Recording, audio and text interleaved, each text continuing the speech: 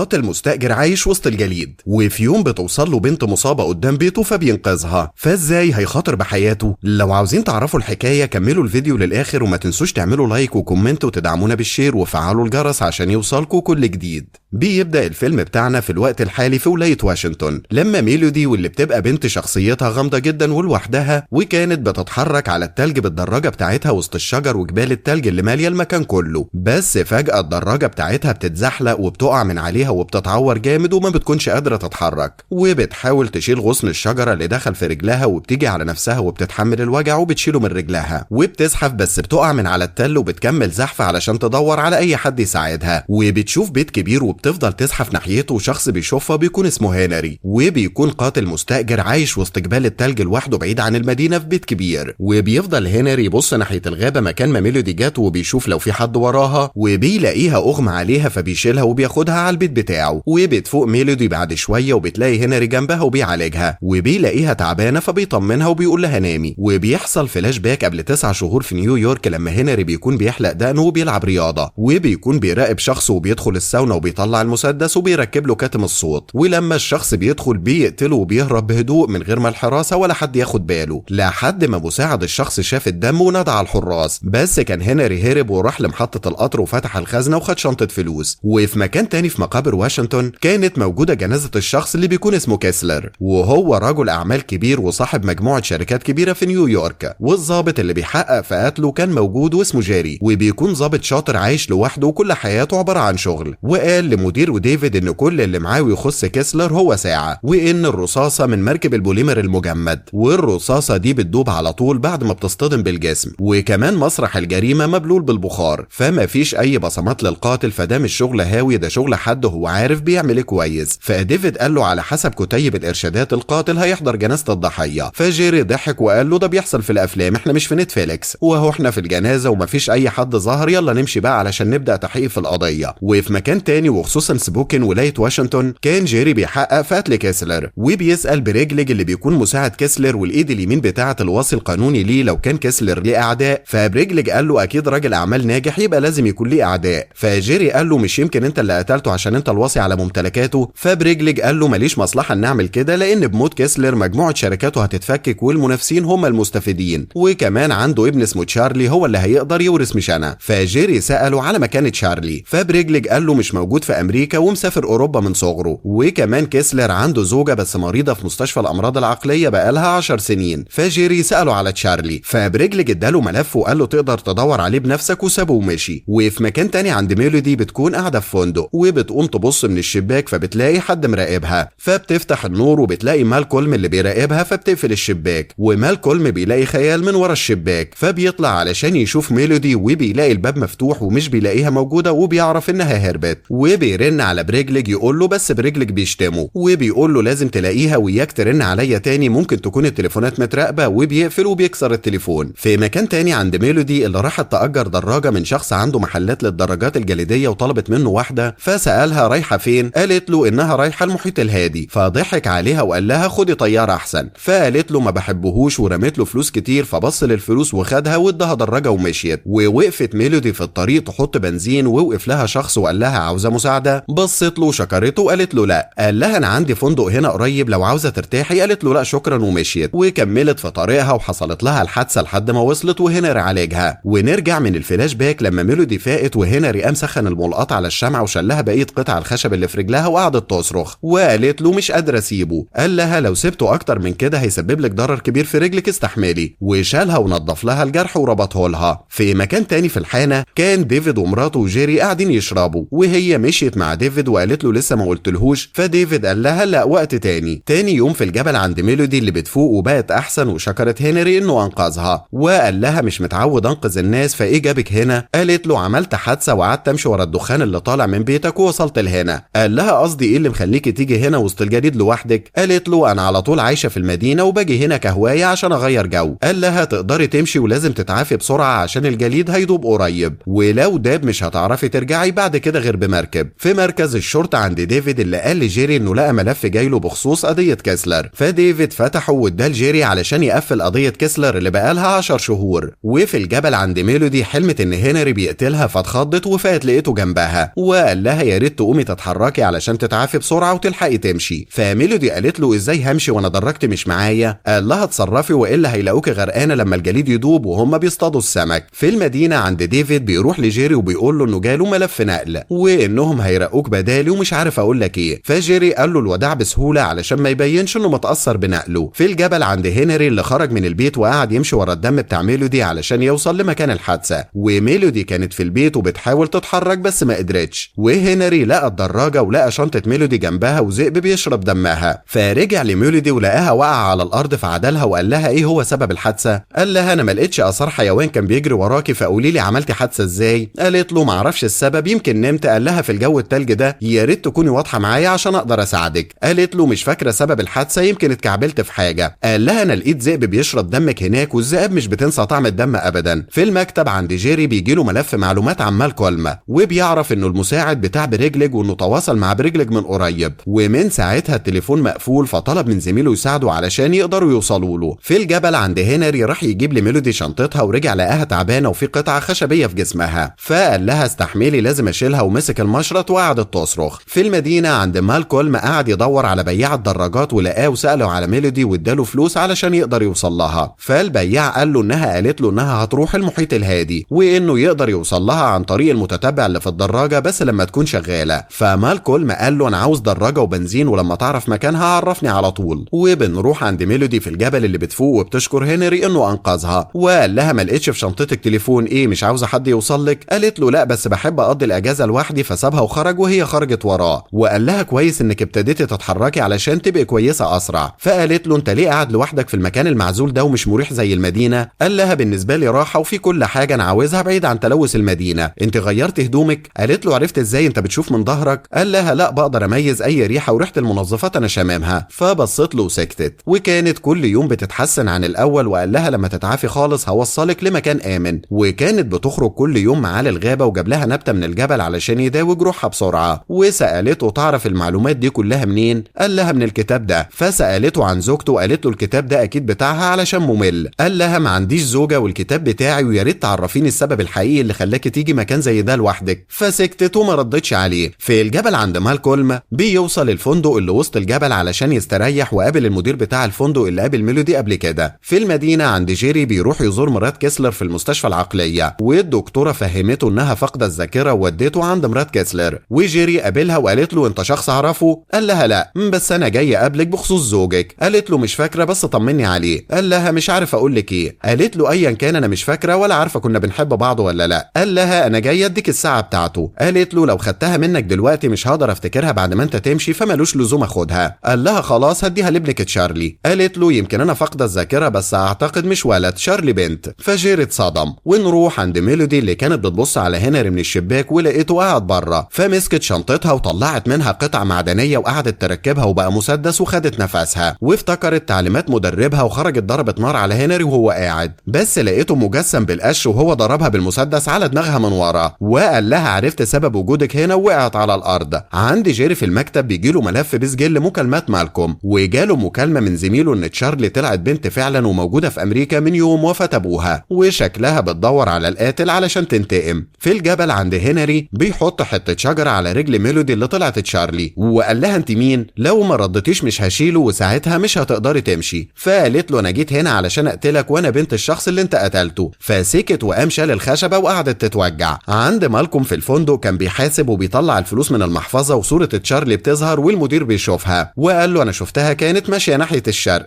لو بتدور عليها استنى ساعه لما العاصفه تهدى. فمالكولم بعت رساله لبريجلج وقال له نلاقيها وهيروح يجيبها. فبريجلج قال له اياك تهرب منك تاني. وبريجلج بيفتكر لما جت جنازه والدها وكانت حزينه وقاعده في العربيه علشان كان ابوها بعيد عنها، وبريجلج طلب منها تفضل مع مالكولم. عند تشارلي في الجبل ما لقيتش هنري موجود في البيت، وخرجت بس لقت عاصفه جامده وكانت عاوزه تمشي، بس هنري جه وقال لها الدراجه مش هتشتغل، بس هي داست على جهاز اسود وادى اشاره وما كانتش تعرف، ودخلت قالت له طالما مش هتقتلني ليه سايبني هنا؟ انت اكتشفت اني جاي اقتلك انت. قال لها وزن شنطتك كان خفيف وكمان ما كانش معاكي اي تليفون او بطاقه وطريقه الحادثه انت كنت قصداها. فقعدت وقالت له بصت له قبل ما تقتله. قال لها الطار لقتل ابوكي مش هيخليكي بنته. قالت له هو ما كانش هيكون لي بنت علشان كده سماني تشارلي، انت هتعمل معايا ايه؟ قال لها انت مطلوب قتلك. قالت له مين اللي طالب منك كده وكمان انت كنت عارف ان اني هاجي؟ قال لها اكيد، بس معرفش مين اللي عاوزني اقتلك، اعرف الرقم بس. وحصلت عاصفة وهو خرج علشان يسد الشباك وهي استخبت. عند جيري في المدينة جاله فكرة وطلع المكتب بتاعه وجه شغل الكمبيوتر، النور قطع، فرن على ديفيد وقال له ان تشارلي ما استخدمتش اي بطاقة بنكية وهي في نيويورك. ده معناه ان حد مديها فلوس او بيدفع لها، وهو اكيد الشخص ده بريجليج، فدور على حسابه وابعتهوله. وجيري بعد ما قفل مع ديفيد بيرن على بريجليج وبيقول له هي فين، صدقني هي في خطر دلوقتي وممكن تتقتل، انا عرفت ان تشارلي بنت والقاتل خطير. بس بريجليج ما ادالوش اي معلومة وقفل معاه. عند مالكولم في الفندق بيفتح فونه وبيعرفه مكان تشارلي من جهاز التتبع اللي في الدراجة، وبيتحرك علشان يروح لها، وبيجي معلومات لجيري عن المكان وبيتحرك علشان ينقذها هو وديفيد. نروح لهنري اللي رجع بعد العاصفة ما هديت ولقى تشارلي قاعدة في الارض وقال لها خلاص العاصفة هديت. وفجأة حد ضرب نار عليهم وكان مالكولم وهنري خرج يقتله، ورجع لتشارلي والسكينة عليها دم، فاتضايقت وضربته وجريت وهو جري وراها وقعد يضرب رصاص في الجو. وكان جيري وصل هو وديفيد المكان وسمعوا صوت ضرب نار وبيجروا وراه. عند تشارلي وهي بتجري وقعت على الارض، وهنري قال لها غمضي عينك وافتكرته هيقتلها وغمضت، وضرب نار وفتحت عينيها فلقيته بيضرب الذئب فابتسمت. بس فجأة جيري بيظهر وبيضرب هنري بالنار وبيقع على الجليد ومات. وجيري وديفيد خدوا تشارلي وودوها البيت بتاع هنري، وخدت الكتاب ولقيته كاتب لها بقى ليكي دلوقتي، وخدت البطانية ومشيت. وبكده بيكون نهاية الفيلم. اتمنى يكون عجبكم، وما تنسوش تعملوا لايك وشير وكومنت وتفعلوا زر الجرس عشان يوصلكم كل جديد، ومع السلامة.